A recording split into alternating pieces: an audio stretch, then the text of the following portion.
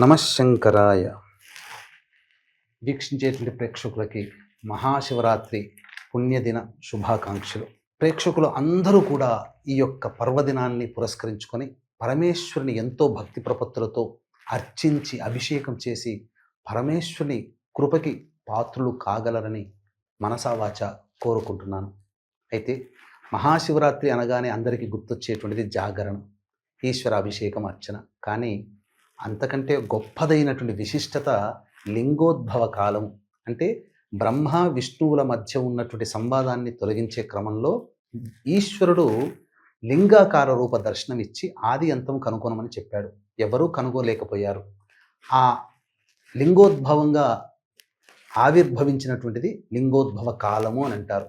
ఈ సంవత్సరం 15వ తారీఖు రోజున లింగోద్భవ కాల సమయము మధ్యరాత్రి 12:25 నుంచి 12:36 పాటు ఉంటుంది. ఈ సమయంలో ధారగా పరమేశ్వరుని శివలింగ సన్నిధానానికి చేరుకొని ఈ మధ్య సమయంలో నమశంకరాయ నమశంకరాయ లేదా శివాయ నమః శివాయ నమః అంటూ ఆవు నెయ్యితో అభిషేకము చేయండి. అలాగే శక్తి కొలది మారేడు దళాలతో అర్చన చేయండి. ఇవేవీ మీకు అవకాశం లేదు. కనీసము శివలింగం మీద పెట్టబడినటువంటి మారేడు దళాలైనా కానీ ఆ యొక్క లింగోద్భవ కాల సమయంలో చూసి నమస్కారం చేసుకోండి. పరమేశ్వరుని యొక్క అపారమైనటువంటి కృప మీకు కలిగి ఆ క్షణంలో మీరు కోరుకున్నటువంటి సంకల్పం అచిరకాలంలో నెరవేరుతుంది అని చెప్పడంలో ఏమాత్రం సందేహం లేదు.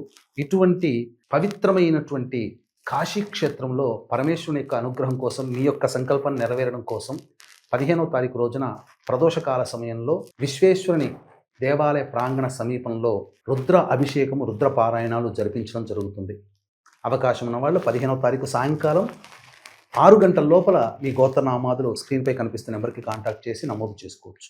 అలాగే 17వ తారీఖు రోజున మాఘ అమావాస్య పంచగ్రహ కూటమి, అలాగే సూర్యగ్రహణం ఏర్పడుతున్నది. మన భారతదేశంలో కనిపించదు. ప్రభావం మన భారతదేశంలో సహా అన్ని దేశాల్లో ఉంటుంది. నియమాలు ఆచారాలు పాటించాల్సిన పని లేదు.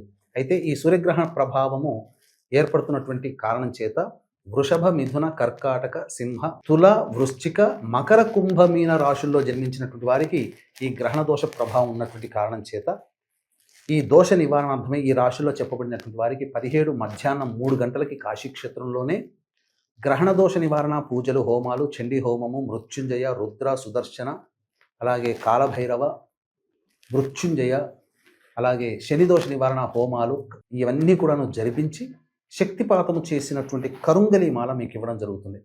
అవకాశం ఉన్నవాళ్ళు 17వ తారీఖు మధ్యాహ్నం 1 గంట లోపల మీ గోత్రనామాదులు నమోదు చేసుకోవచ్చు.